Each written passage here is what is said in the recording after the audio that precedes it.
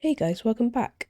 So I mentioned at the end of last episode that in order to get the number of ender chests I need for my paths in the end project, I wanted to build a blaze farm.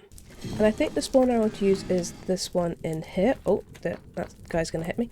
It's nice and easy to access. My way down into the nether is just about over here, so it's nice and easy to get to, and it's got to be the closest blaze spawner. So I guess we may as well just jump straight into it. Let's go. Well, that was tricky.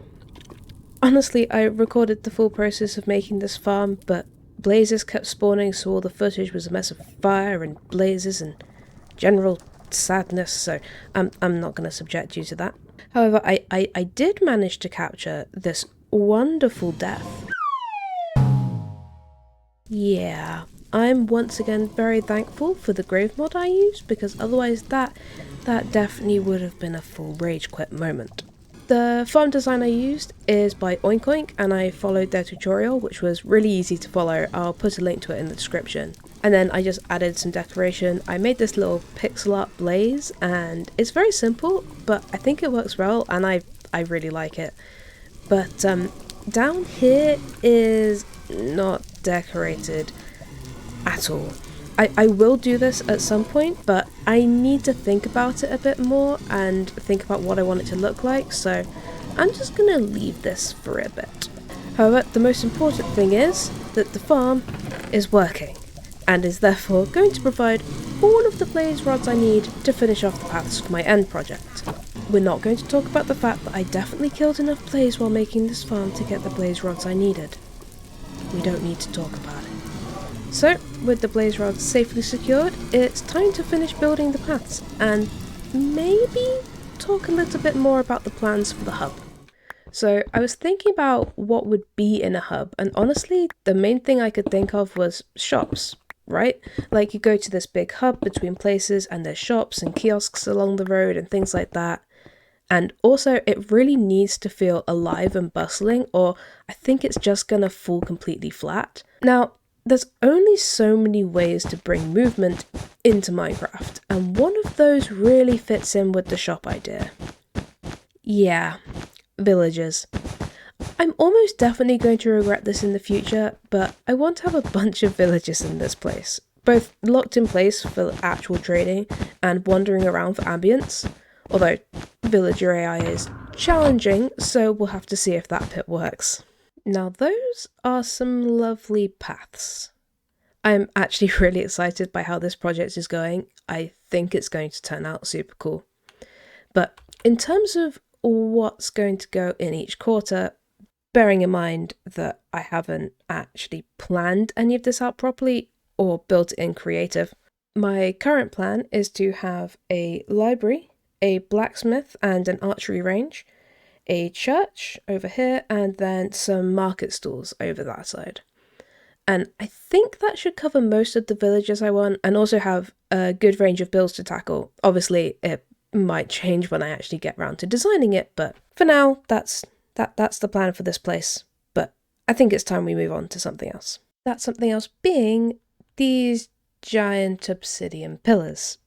I've been thinking a lot about what I want to do with them, and I've been through various ideas. I never really liked the idea of just cutting them all down. I just feel like they're an integral part of the end island, but I also don't want them to just be there with no real purpose or design. So my first idea was to have sort of patterns dug into them, maybe with glass and lights behind it, and make them sort of like decorative features, but I had a quick go in creative, and it didn't look good. It definitely didn't look good. So I have a new idea, and that's, well, sure, most people are passing through a hub, but what about the shopkeepers and the people who work here? I mean, they must have homes, right? So how about these pillars become like mini skyscrapers with rooms inside? So the first thing I needed to do was mine out the inside of all of these pillars. Yep, that's right. I've hollowed out every single one of these from the top to the level of my island. Yes, it took many hours, and no, I don't want to talk about my life choices. The main thing is, we're pretty much ready to start testing out these little flats or apartments. Now, I'm not going to get all of the pillars done in this episode. I may be mad, but I'm not crazy. No, we'll start off with one pillar and we'll just see how it goes. I really like the idea of each of these levels having different vibes. They don't all need to be like wildly different or anything, but I want them to have a different feel, a different color palette, a different feature block, just something different about it. I also really like the idea of having certain rooms that are completely different and a little bit special. I've got various ideas, including this one, which when I thought of it, I had to build it straight away, so that's why it's the first one I'm doing. I'm not quite sure if it's a dark magic ritual or just a straight up murder scene, but I think it's pretty cool. Anyway, I'll get on and build these and then I'll show you around at the end. Hopefully I can get this full tower done with some cool different interiors. And we are done with this tower all the way down to the very bottom, so let me show you around. You've already seen this first room with the coral carpet, which I think looks really cool. And then the next one down, we've got the murder scene, which I think we'll just move on from, but yep, this exists. This one is dual aspect, which is really cool, and I mean, just look at the view out of this window. It looks really cool. The room itself is kind of simple, but honestly, I quite like the simplicity of it. This next one is a little bit more packed. It's also probably the most functional one so far, because we've got furnaces and storage and work surfaces and a bed and everything. It's a little bit awkward to get off the ladder with having these here, but I think it's worth it. This room really has like dorm vibes for me, like real simple and basic. It's another one that's kind of empty, but I do really like the vibe it gives. It's also got another cool view out of the window, and I kind of imagine this would be the room of maybe one of the stonemasons that will eventually be in one of the buildings out there. Maybe like an apprentice who just moved here. Now, I really like this one. I don't quite know what it is. It could be the bunk beds, which I think add a certain story and vibe to the room, but it also just feels kind of complete. Like there's beds and storage and a bookshelf and a sink, sort of. It also has a dual aspect, although it doesn't have the best views at the moment, but that will improve with time. This floor honestly feels kind of like a utility room, and I'm here for that. I think it's really cool, like a little community room where people can store stuff and cook stuff and just sort of chill. I don't know, it's simple, but I like it. And then this is another functional feeling room. For some reason, the painting feels like it really pulls it all together for me, and it feels like a more established professional lives here. I'm not quite sure why. Maybe it's the bookshelves and the bamboo, and I'm not sure, but either way, I really like how it came out. And then finally, we have the lobby area. I wanted to make sure this felt different from the rest of the tower, so I went with the prismarine floor and some barrels, kind of like post boxes, and then I made sure it was way more open so you can get from the door to the ladder really easily. And yeah, that's the first tower done. I really like this idea and I think it's going to work. I will admit that I need to do more with the outside of the tower. I mean, I could in theory leave it like this, but I feel like it needs some windowsills and stuff, but I want to play around with that a bit more. In the meantime, I've already in this episode done something in the nether, and I just did this in the end, so I think in order to really round this video off, I need to go do something in the overworld. There's a few different projects I have and things I could do over there, but I think what I'm going to do is fix my guardian farm. You know, as I'm flying over here, I just realised I don't think I've actually shown you guys my guardian farm, so how about I give you the tour real quick.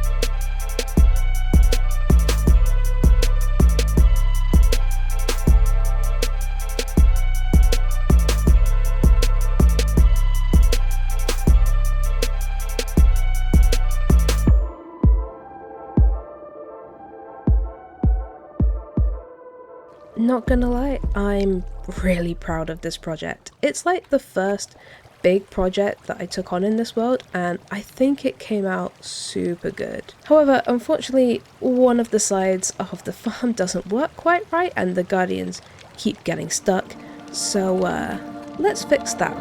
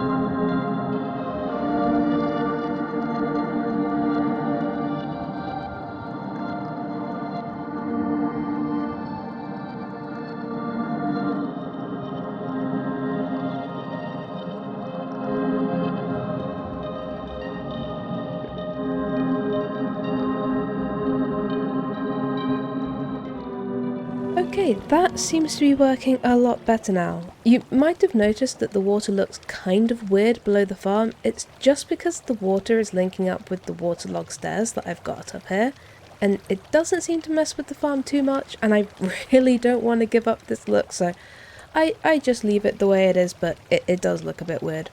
If you're interested in building the farm that's under here, then it's a design from Logical Geek Boy, and I'll put a link in the description. I built it quite a while ago now, but as far as I remember, the tutorial was super easy to follow. And now we've done something in every dimension, we'll leave this episode here. We did a lot and got a lot of good progress done. I'm really excited by the end project at the moment, but I might take a little break from it next episode just to shake things up. I'm not quite sure what we'll do, but I'll work something out. Anyway guys, thank you for watching, I hope you have a great day, and I'll see you next time. Bye!